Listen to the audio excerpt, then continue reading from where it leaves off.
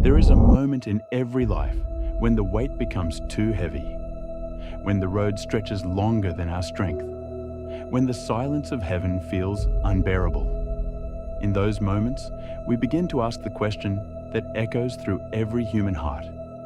Why suffering? Why pain? Why loss? Why the long nights where hope seems distant?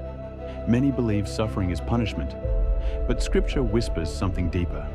Suffering is not always the end of the story. Sometimes, it is the beginning of transformation.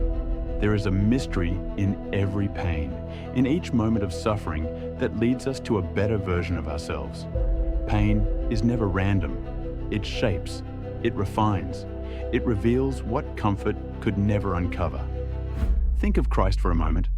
The weight he carried on the cross was heavy, immense, agonizing beyond words. And yet, through that suffering came the greatest victory humanity has ever known. Through his wounds came healing. Through his sacrifice came salvation. Through his blood came hope.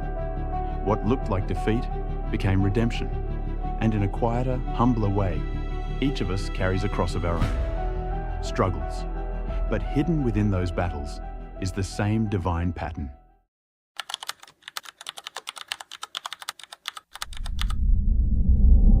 Just as diamonds are forged under relentless pressure, so too is the human soul refined in the fires of hardship. Do not curse the weight you carry. There is a reason, a divine reason, why God has allowed you to walk through these valleys. Because beyond the struggle, there is transformation. And the first step toward that transformation is the renewal of the mind. To renew the mind is not merely to think differently.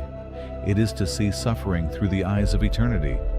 It is to lift your voice in gratitude even while the storm rages around you.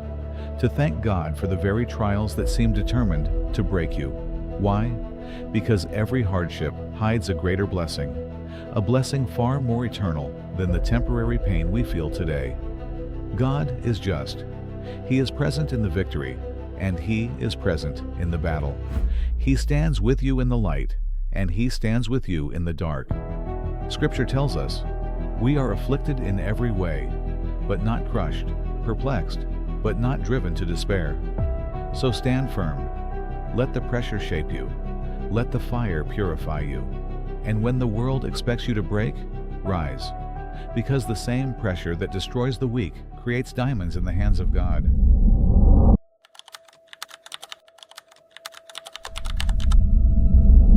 Every discomfort, every hardship, every battle you endure is an invitation to know God more deeply, to push your faith beyond fragile emotions into something immovable, a faith that does not depend on circumstances, a faith that does not collapse when the storm arrives, but a conviction forged from within, a spirit that stands firm when everything else trembles.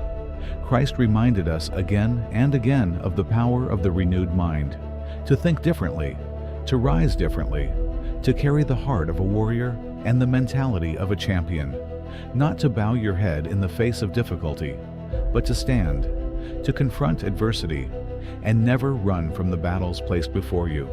So accept your pain, train your fears like a champion trains his body. Step into the arena of life, knowing this: Christ strengthens you. And remember this truth: suffering, when united with the love of God, can become a path toward a deeper union with Him. Blessed is the crisis that brought you closer to God.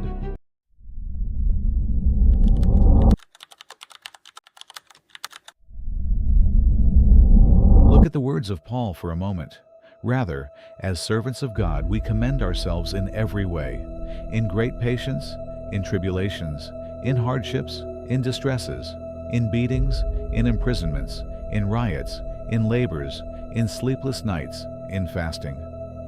In everything that shakes the soul, we entrust ourselves to God, because our love for God is not circumstantial. It is not a love that appears only in comfort and disappears in hardship.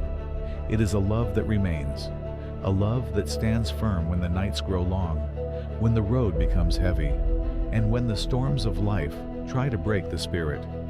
For the true servant of God does not abandon faith in suffering. He deepens it.